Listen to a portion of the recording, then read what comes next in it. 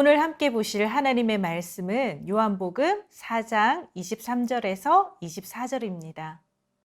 아버지께 참되게 예배하는 자들은 영과 진리로 예배할 때가 오나니 곧 이때라. 아버지께서는 자기에게 이렇게 예배하는 자들을 찾으시느니라.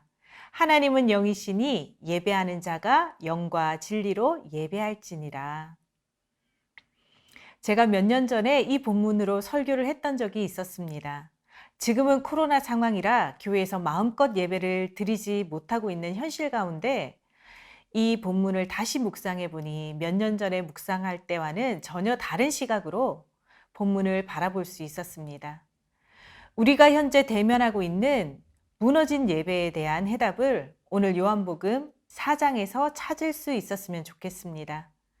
요한복음 4장은 예수님과 수가성 우물가 여인의 대화를 다루고 있습니다.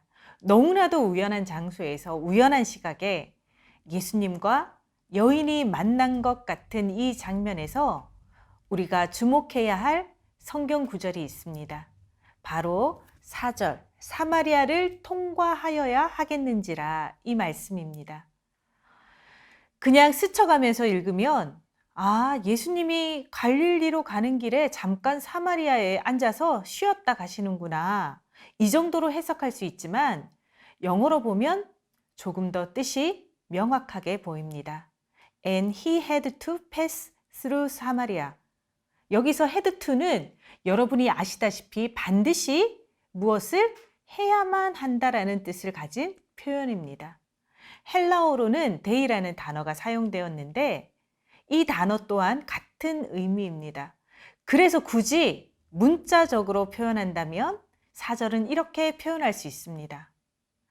반드시 사마리아를 지나가야 할 하나님의 계획이 있었다. 예수님은 반드시 사마리아를 통과해서 수가성 여인을 만나야만 하는 분명한 하나님의 계획을 가지고 있었다는 뜻입니다. 예수님 시대에 이스라엘과 사마리아의 관계는 많은 역사적인 사건들로 인해서 사이가 너무나 좋지 않았습니다. 남유다와 북이스라엘로 분단되었을 때 두 나라 모두 식민지로 지냈던 시절이 있습니다. 남유다는 바벨론에 점령되었고 북이스라엘은 아수르에 점령당했습니다. 바벨론은 남유다의 문화를 유지하는 정책을 사용했고 아수르는 북이스라엘의 민족을 말살하는 정책을 사용했습니다. 그 중에 하나가 서로 통혼하게 함으로 민족적인 순수성을 완전히 말살시켜버리는 정책이었습니다. 이때부터 사마리아 사람이라는 말은 아수르와 이스라엘 사이에 태어난 혼혈인을 뜻하게 되었습니다. 유대인들은 사마리아 사람들을 이방인보다 더 천하게 취급했습니다. 그래서 유대인들은 길을 가야 할 때 사마리아를 지나서 간다는 것을 아주 수치스럽게 여겼고 시간이 오래 걸리더라도 먼 길로 돌아서 갈릴리로 가는 것을 선택했습니다. 이런 곳을 예수님이 굳이 사마리아를 통과하여야 하겠는지라고 말씀하신 것은 요한복음 4장의 만남이 결코 우연이 아니라는 것입니다. 반드시 사마리아를 지나야만 하는 하나님 편에서의 필연적인 계획이 있었다는 것입니다. 그 여인의 입장에서는 우연이지만 하나님 편에서는 필연적인 만남이었습니다. 이 세상 수많은 종교가 있지만 신이 인간을 찾아온 종교는 기독교밖에 없습니다. 인간을 먼저 사랑해서 잃어버린 한 사람까지 찾아서 헤매는 신은 우리 하나님밖에 없습니다. 99마리 양을 두고 잃어버린 한 마리의 양을 찾기 위해 산과 들판을 헤매는 목자처럼 예수님은 그렇게 한 사람을 찾기 위해 반드시 찾아야만 하는 그 사람을 하나님의 신적 의지를 가지고 찾아내고야만 마는 것입니다. 그 사랑이 바로 지금 이 자리에 있는 우리를 찾아내신 것을 믿으시기 바랍니다. 이렇게 수가성 우물가의 여인을 향한 하나님의 계획과 뜻은 무엇입니까?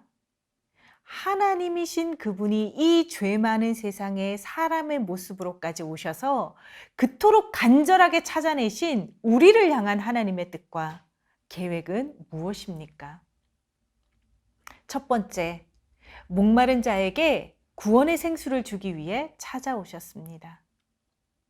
우리 현대인들은 만성 탈수 현상을 겪고 있다고 합니다. 사람의 몸은 체중의 70%가 물로 이루어져 있는데 2%가 모자란 상태로 3개월이 지속되면 만성 탈수 증세가 나타난다고 합니다. 만성 탈수가 된 이유는 콜라, 주스, 커피, 녹차, 홍차 이런 것들, 물이 아닌 다른 음료를 마시면서 물을 마시고 있다고 착각하기 때문이라고 합니다. 이런 음료들은 마시면 마실수록 우리 몸 안에 있는 물까지 흡수해서 몸 밖으로 배출시킨다고 합니다. 이렇게 현대인들은 알지도 못하는 사이에 몸의 물이 점점 부족해져서 만성 탈수 증상에 시달리고 있다고 하는 것입니다. 우리 영혼도 똑같습니다. 영적인 목마름의 신호가 찾아올 때 우리는 종종 잘못 해석합니다. 그래서 더 넓은 아파트, 더 좋은 차, 더 많은 명예와 인기, 쾌락을 얻기 위해 정신없이 평생을 뛰어다닙니다. 하지만 영혼의 갈증은 사라지지 않습니다. 우리의 갈증을 해결해 줄 수 있을 것처럼 맛있게 보였던 그 음료들은 오히려 우리의 영혼을 더 목마르게 하는 주범이었던 것입니다. 예수님은 우물가 여인의 목마름을 알고 계셨습니다. 예수님은 그 여인의 목마름에 핵심을 찌르면서 남편에 대한 이야기를 먼저 꺼내셨습니다.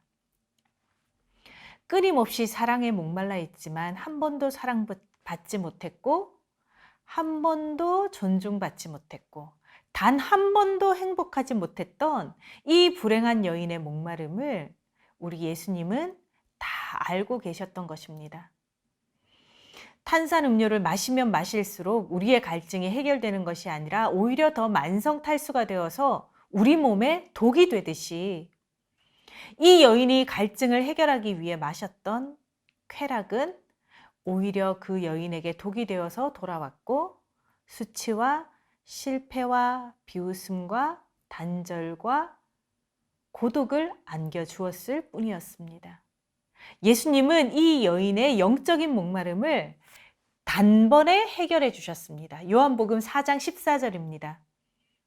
내가 주는 물을 먹는 자는 영원히 목마르지 아니하리니 나의 주는 물은 그 속에서 영생하도록 솟아나는 샘물이 되리라. 여러분은 지금 영적으로 충분히 생수를 공급받고 계십니까?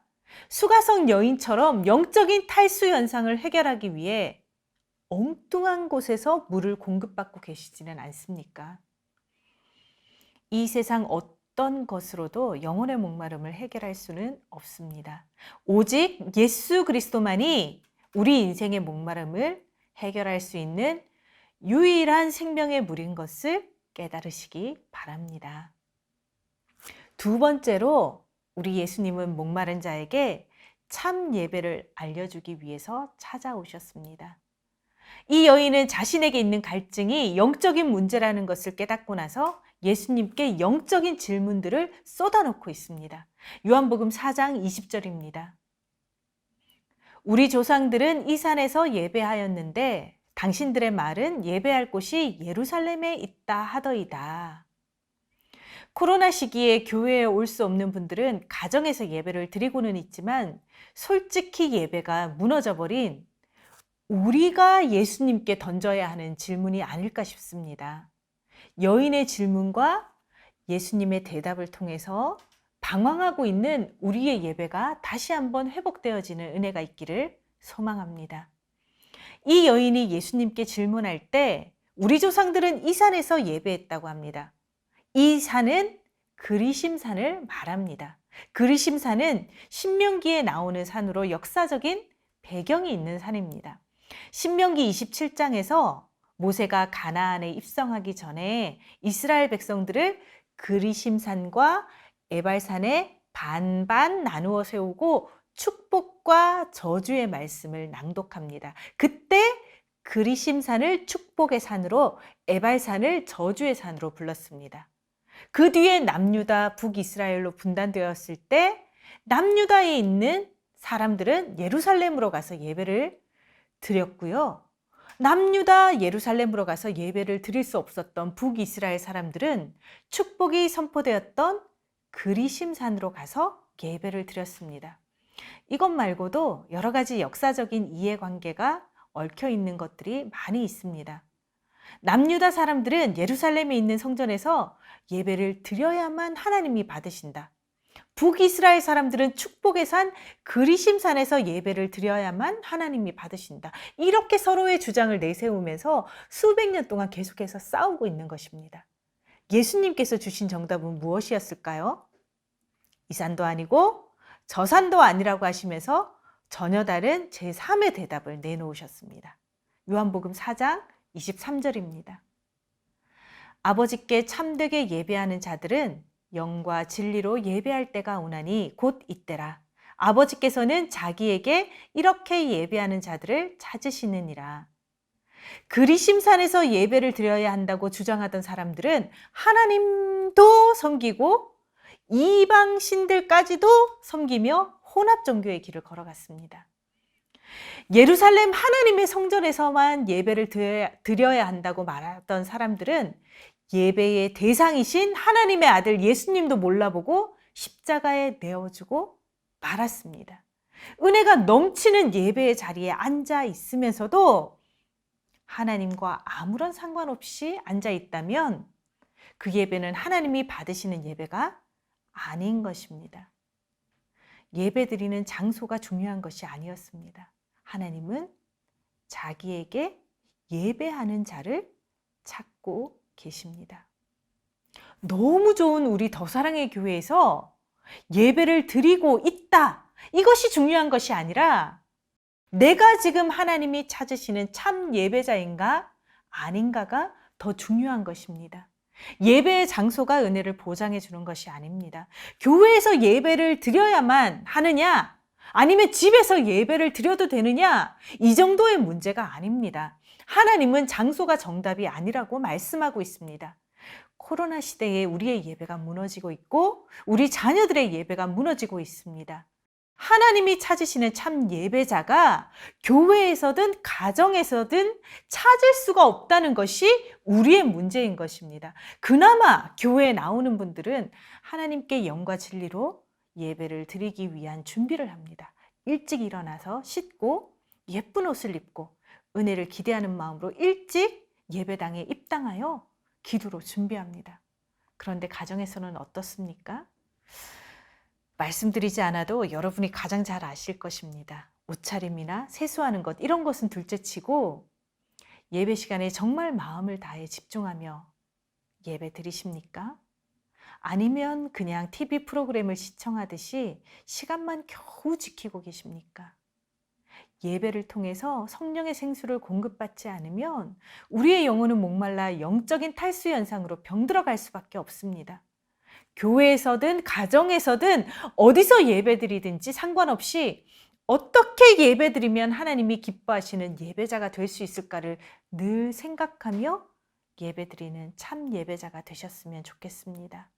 우리 영화부 부모님들과 우리 영화부 자녀들이 함께 예배드리는 가정마다 영과 진리의 예배가 회복되어졌으면 좋겠습니다. 그리고 예배를 통해 하나님이 공급하시는 은혜의 생수가 흘러넘치는 복이 영화부 가정마다 가득하시기를 축복합니다. 우리 함께 자녀를 위한 축복 기도문을 읽으며 기도하겠습니다. 사랑하는 하나님 아버지, 우리 가정이 언제 어디서나 하나님을 예배할 수 있게 해주시니 감사드립니다. 우리 자녀가 인생의 목마름을 느낄 때 이 세상의 유혹으로 해결하는 것이 아니라 예수 그리스도가 주시는 구원의 샘물을 공급받게 하옵소서. 우리 자녀가 코로나로 인해 예배가 무너진 시대를 살고 있지만 예배 드릴 때마다 영과 진리로 예배를 드리게 하시고 하나님이 찾으시는 참 예배자가 되게 하옵소서. 우리 자녀가 어떤 상황에서도 하나님께 드리는 예배를 우선순위에 두게 하시고 일평생 주일 성수를 지키며 살아가게 하옵소서. 예수 그리스도의 이름으로 기도합니다. 아멘.